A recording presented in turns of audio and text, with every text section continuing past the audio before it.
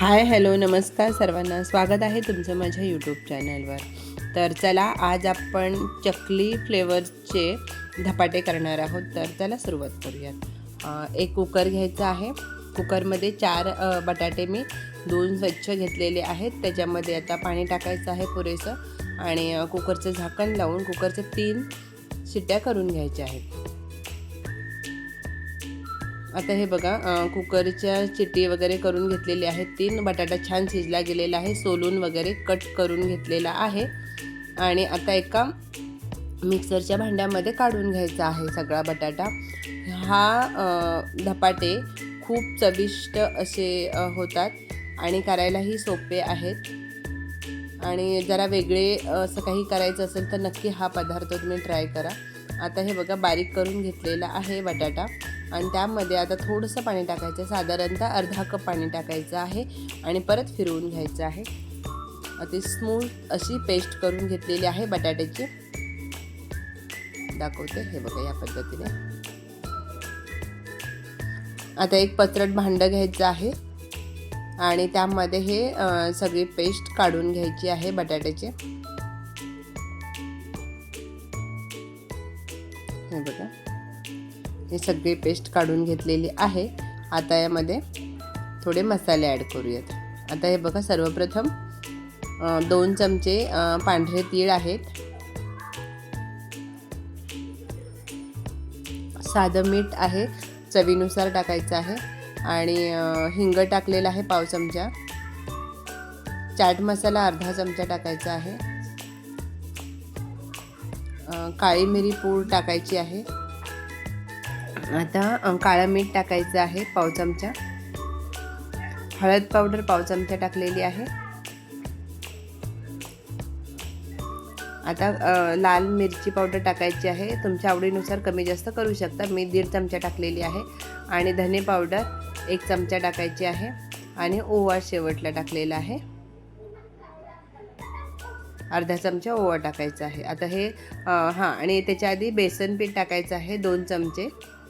आणि 1 चमचा रवा टाकायचा आहे. बारीक रवा टाकलेला आहे. आणि 1च चमचा बारीक रवा टाकायचा आहे, जास्त टाकायचा नाही. आणि याला तांदळाचं पीठ याच्यामध्ये जितकं बसेल तितकं हे टाकून द्यायचं आहे. कारण ह्याच्यामध्ये पाणी आता ॲड आपण करायचं नाही. जेवढं पाणी बटाटे फिरवण्यासाठी किंवा बारीक करण्यासाठी वापरलं तितकंच पाणी वापरायचं आहे. आता याच्यामध्ये जितकं बसेल पीठ तितकं आपण ॲड करत जायचं आहे. आणि चपातीचा गूळ आपण जसा मळतो किंवा चपातीचं पीठ मळतो त्या पद्धतीचं हे मळून घ्यायचं आहे. हे बघा, आता मळून झालेलं आहे. आता याच्यावर झाकण ठेवायचं आहे आणि साईडला ठेवून द्यायचं आहे 1-5 मिनटं तरी. थोडं वरून तेल लावायचं आहे.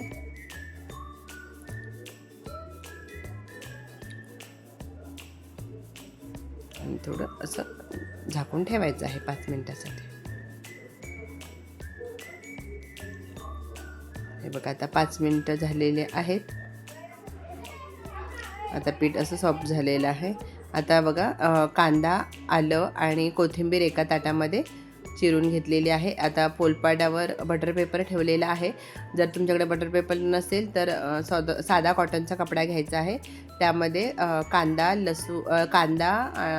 कोथिंबीर आणि हे आलं असं भुरभुरून खाली घेतलेलं आहे. आणि एक गोळा भाकरीच्या आकाराचा घ्यायचा आहे आणि वर थापून घ्यायचा आहे. एका साईडला तवाही गरम करायला ठेवलेला आहे. आणि आता थापायला थोडंसं हे होत असेल तर पाण्याचा हात लावून घ्यायचा आहे, म्हणजे व्यवस्थित थापलं जातं. वरून तुम्हाला तीळ लावायचे असेल तर लावा, पण मी ह्याच्यामध्येच ॲड केलेले आहेत म्हणून मी तीळ लावलेले नाहीत अजून. छान दिसण्यासाठी वरून लावले तरीही चालेल. बघा, या पद्धतीने मी थापून घेतलेला आहे. तोवर तवाही छान तापला जातो आहे. या पद्धतीने धपाटे करून बघा, खूप छान लागतात चवीला. आता तवाही तापला गेलेला आहे. आता तूप सोडायचं आहे वरून थोडंसं. आणि आता हा पेपर अलगद उचलून अशा पद्धतीने टाकून घ्यायचा आहे. हे बघा, आता काढून घेतलेला आहे. अशाच पद्धतीने सगळे हे धपाटे असे थापून घ्यायचे आहेत कागदावर. आणि हे बघा, हे जर जाड वाटत असेल आपल्याला तर थोडासा पाण्याचा हात घ्यायचा आहे आणि तव्यावरच अजून पसरून घ्यायचं आहे किंवा थापून घ्यायचं आहे.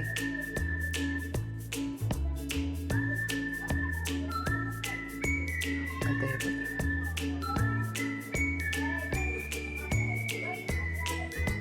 आता दोन्ही साईडून उलटून पलटून खरपूस असा भाजून घ्यायचा आहे. हे बघा, झालेला आहे भाजून. तर चला, वेळात वेळ काढून माझा व्हिडिओ पाहिलात त्याबद्दल मनापासून धन्यवाद.